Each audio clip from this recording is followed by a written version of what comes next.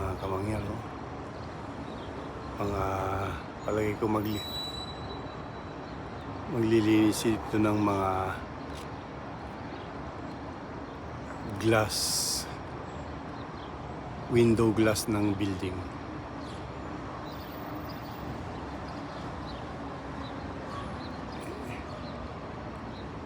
Yan.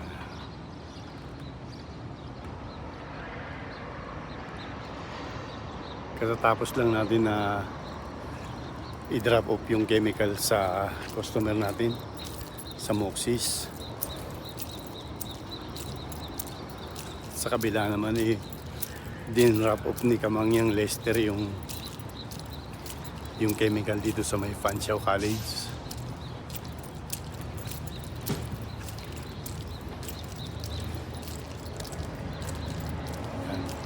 Yung mga customer namin, mga Kamangyan, apat ang customer namin dito sa downtown London.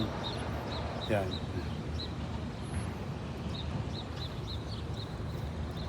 Hintayin na lang natin sila.